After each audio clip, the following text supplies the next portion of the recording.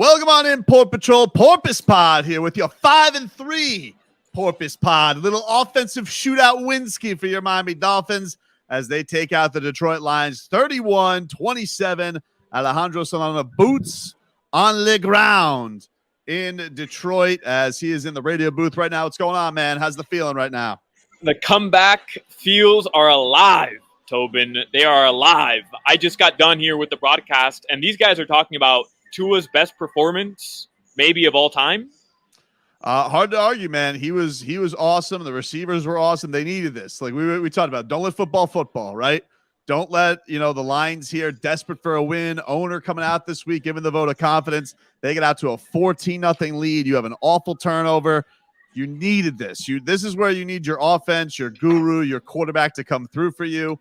And that is what he does. The rust looks shook off today, and he was absolutely incredible today, man. It was an awesome, awesome performance. Yeah, man. And look, I know on the other side of the football, defensively, it wasn't pretty, right? In the first half, you give up 27 points. The Lions, they had like 320-something yards in the first half, but you hold them to 67 yards in the second half. You shut them out, and that really did, like, that combined with Tua won you the football game. Like, it was, in the second half, an all-around Dolphins team performance. And that feels great, that it wasn't just the offense bailing you out. They kept you in it, so credit to them, right? Like, Tua deserves all the credit. But in the second half, the defense, Josh Boyer, they made the adjustments. They held them to 67 yards in the second half, Tobin. And then what Tua did, Waddle, Tyreek, I'm so in love with these guys. Oh, my God. Best duo in Miami sports history since LeBron and Wade, right? Like, that's not even arguable. They're really good, dude, and they just feel it's unbelievable to have something in sports that just feels unstoppable, because like even when you're like, conventional wisdom at the end of this game is you salt it away and you run the football, but you don't do it when you have Tyreek Hill and Tua Tagovailoa and him were on they were on the same page all over the place, and when they're not going together, it's Waddle over the middle. I mean, this pace that Tyreek Hill is on this season is insane, dude. 188 yards today. Just incredible what he's able to give you when everybody knows you want to get him the football. Crazy. 188 yards, 12 receptions. Waddle, 8 receptions, 106 yards, 2 touchdowns. How about our guy, Magic Mike, getting in on the action, Tobin, with a little touchdown today? He wanted to gritty so bad. He wanted to, he was holding it in. Like it was like he had such a desire to break out and dance, but he just kept it to himself. So props to Gesicki for keeping it mild. But look, dude, this is like what we've been talking about. Remember when we had the first 3 weeks of the season, this offense was explosive. They were exciting. Same thing today, man. It was a throwback to what it was. Give Tua Tagovailoa a week off. And yes, the Detroit Lions defense stinks, but if they stink, take advantage of their stench. And that's what they did. Right. Yeah. Like the Lions showed you who they were right away in that first half. If it wasn't, think about this. The Dolphins punted once in this game. If it wasn't for that Braylon Sanders fumble on that first drive, the Dolphins could have won this game by 2 scores. They did, kind of, right? They win by 4, but they could have won it by 2 touchdowns, and they could have had touchdowns or points on every single drive except for once. Yeah, that's insane. They were a machine today, man. They really were. Everything seemed to be, even like, the rushing game with 100 yards over, like everything just had a little piece of it. It was a great performance. And look, like that is when you want your franchise quarterback to come through for you. We've talked about what do you want from a franchise quarterback. We've been looking for this for years. Fourth quarter comebacks, wins on the road. When you get off to a bad start, can he erase the early mistakes? And that he has checked the box every which way this year for all of the controversy that he deals with, for all of the criticism that he takes. Every single piece of thing, every knock against him, he has answered the bell. And has done this, by the way, in the face of medical crisis. So it's been unbelievable. I don't know how, as a Dolphins fan, there are things you can nitpick. Obviously, sloppy ass game. I mean, penalties. This team gets penalized. They're like the '90s Canes with these penalties all over the place. But by the way, I don't know if you saw this on the broadcast. Maybe you saw it circulating Twitter. Your own host there, Mark Hochman, tweeted it out. But they had the Dolphins at the end of the half. We're basically just like, all right, let's just hold on back here. They had everybody basically in front of the goal line, and Melvin Ingram gets an offsides. And Mike McDaniel looks at the defense, his coaching staff, and he goes, "Bro, get this effing fixed." And it was incredible. I was just like, "What? Did he just say that?" And so you're always wondering, "Oh, is he too nice? Is he nerd?" No, he got it. He got in their ass, and they got it fixed from a point standpoint. There were still some ugly penalties, but still, they definitely got it fixed from a. They shut that bleep down as far as production was concerned. There was some weird penalties today. Like that penalty, Dolphins are in prevent. They have a 3-man rush, and Melvin Ingram is off. Like that doesn't happen. And then there was another instance where the Dolphins, I think it was second down, second and long. You stopped them, but Xavier Howard is lined up in the neutral zone infraction. When have you ever seen a cornerback lined up neutral zone infraction? Like that doesn't happen. Like they had some weird penalties, but I do love McCochin getting under Boyer's ass. Hey, the boss. He's the boss. Fix this bleep up. Fix it up. And by the way, you were talking about Tua doing this, with all this pressure around him, all this stuff, medical experts, all the phony medical experts on Twitter telling him he should retire. Hey, how about a couple slides today for my guy? Yeah, he had a slide, but how about that run? He got loose for one. He got loose for a big first down. Ingold clearing the way for him there. I love Ingold, by the way. This is the best Ingold game yet. You know what? So good. That's why McCochin goes and gets a fullback. People say the fullback is dead. I say you just don't know how to use a fullback. Spark the comeback with the touchdown right at the start of the second half. And by the way, Tobin, that play is not going to work anymore. I mean, it's kind of run its course, right? Like we got the touchdown today. You're on like the yard line. You're an inch away from the end zone. We've done that play like 6 times this season already. It might be time to think of something new. Listen, you may think that you'll outsmart them, but can you outman them? That's the real thing. Because who's more of a man than Alec Ingold? I'll answer that. Zach Sealer. That's who. Because Zach Sealer today. Oh, what a behemoth this guy. Big paws all over the place. Big sacks from Zach Sealer. Did you see this one story they showed? I don't know if you got a brief look at the camera, but like Zach Sealer apparently like worked at the stadium. Like he was on the stadium crew back in the day because he grew up in Michigan. And so like that was like his boyhood job. I think I got that story right. And they have like this skinny Zach Sealer who looks nothing like Zach Sealer does now, which is a polar bear. And he's just like, this is how I knew I wanted to make my living in the NFL. And boy, did he today. What a homecoming for number 92. It almost reminds me of McDaniel, right? Like all the stories we've heard of him just going to watch practice in San Francisco or wherever it was that he grew up watching practice. And like he makes it there. Now he's their offensive coordinator.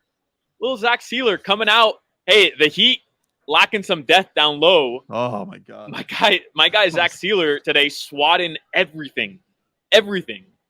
Yeah, I think the Heat have some making up to do if they want to take back basketball town because for the week it's Dolphins land down here, being after this win. But look, man, we've talked about the schedule, and you knew coming in that you had to take advantage of these 5 games. But I'm just happy that today, in the face of adversity, when things, I think in other years we would have been like, all right, here's that poop show Dolphins game where like they lose a game that they should definitely win. And they just didn't let them. There were plenty of things that could have broken you on the road this week, even against a bad team. And they just didn't let it happen. And they put it in the hands of their quarterback and their 2-star receivers, and they got it done. You know what was most impressive to me today too, Tobin? So for so long, and really like it's plagued the Dolphins for a long time, and at points this year as well, obviously when Tua was out, on crucial third down possessions, right? The Dolphins, third and short, just were unable to convert. Like that's been my entire Dolphins fandom. Today, Tua on third down. I wrote this before the final drive, so these stats could have changed with that final drive. But before the final drive, 8 of 8, 131 yards, 2 touchdowns just on third downs today from Tua Tagovailoa. And so Raheem Mostert. It probably would have been 9-9 because it was that one play where he got it to Tyreek. Man. Exactly. Which, by the way, ballsy, bring out the wheelbarrows from these guys again. But even like Raheem Mostert today, 14 attempts, 64 yards, not gaudy numbers, but on crucial possessions when you needed to move the football on first and long, like the Dolphins were able to get it done. What about at one point it was 3rd and 14, I believe, a couple bad penalties. Dolphins backed up in their own end zone, and Tua hit Sherfield, who made sure to get past the first down marker and then make his break back down to the football. So many of these instances where I can't remember the last time the Dolphins are making smart plays on crucial possessions, and they did today time and time again. When you needed a big play, Tua came up with it. What a damn feeling, man. Like, I can't remember the last time where multiple times in a game on 3rd and long, 3rd and short, the Dolphins picked up those first downs. And today, every time they needed one, they got it. That's crazy. And Tua was clean today too, man. Like there was, usually he has kind of one of those like, what was that throw? He didn't have any of those today, really, that I can think of. He was just super efficient. Here's a couple stats for your ass right here off of the Twitter machine. Tim Reynolds tweets out, most 160-yard receiving games in Dolphins history. Mark Duper, 6 in 146 games. Tyreek Hill, 4 in 8 games. Wow. Here's another one from Field Yates. Tyreek Hill, through 8 games, is now up to 69 catches, nice, for 961 yards. Puts him on pace for 146 catches, 2,042 yards. Good God. That's crazy. That is crazy. You know who's tweeting a bunch right now? Emmanuel Acho, who's been on the well, I know why. I missed it. He went out there this week. He said that Tua is flat out better than Justin Herbert. Yeah, which is great. Look, I'm glad that he's been a big Tua supporter for a while nationally, but yeah, Herbert. I know Herbert's dealing with rib injuries, but like Crimea River, Tua's dealing with a broken everything and is still coming through. And I'll tell you another thing too. I was laughing today because I woke up this morning watching Jaguars football. This Trevor Lawrence sucks, dude. And I'm just going to say it. Like, nobody will say this nationally because he's got beautiful hair and he was the number 1 pick, like a canvas prospect. I've watched this guy for 2 years now, and he is flat out awful. And nobody will say it because they want to blame Urban Meyer for half of his career. Tua actively had a coach sabotaging his career last year and still had more wow moments than this dude has had. So I think people are just hopefully will just continue to wise up for this, because this Dolphins offense is back humming, and they have a great stretch here where they can continue to keep it going and stack up some wins. So, best Dolphins victory of the season. I mean, Baltimore, Tobin, was insane, right? 4th quarter comeback. It was the breakout. It was breakout for Tyreek and for Waddle, the Tua deep balls. But then you beat Buffalo at home. You go to 3-0. It's the only loss Buffalo has on the season. But, dude, today, I mean, I think it's worth having the conversation. 476 yards of total offense. Tua throws for 382 yards. He has 3 touchdowns. You're down big. You're down 2 touchdowns at one point. He leads the comeback, and then the defense holds them scoreless in the second half. Like, I know the Lions are, not a good team, but I think it's worth having the conversation. Best win of the year. I think that you could maybe we could say most important win of the year. I still think that Ravens win was insane. Like, I don't know. We're going to remember that Ravens game forever. I don't know if we'll remember, 5 years from now, we'll remember 31-27 over the 1-win Lions. But I will say, yeah, it was important from the standpoint of, hey, we talked about it. They kind of left their margin for error with all the injuries they had. And now they took advantage of it. And look, so many ways it can look like last week where you're like, oh, that Steelers team stinks, but you got to win. Win's a win, right? We'll do a win's a win. This one was like a win, but you also looked pretty doing it. You eradicated some early stink, and it was just beautiful. Like, I think that's what I like about it is, yeah, maybe people say in the NFL there's not style points. I disagree. I think winning with style is fantastic. I love getting to do the penguin dance twice today. Who doesn't, that's what's important to me. So ultimately, I don't know if you got to go, dude. I know we're closing in on time, but I don't know if it's the best. I think Ravens will be tough to top until, of course, they win the Super Bowl.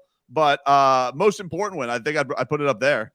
Yeah, I'm with you. And I mean, we've talked about the schedule a million times already, so I don't want to beat a dead horse. But this 4-game stretch, you started off like this, where you kind of get your offense rolling again. Your defense says, hold on a second, like we're better than whatever, what was it, 27 points in the first half? We're better than that.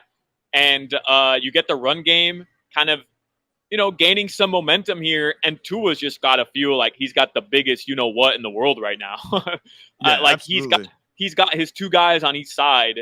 and nobody can stop them. Period. End of story. Like that. That's not even arguable at this point. What were they coming in today? The number 1 and number 4 leading receivers in terms of yardage in the NFL, and I mean that's gonna change today. Tyreek's gonna stay on top, and Waddle's probably gonna jump somebody.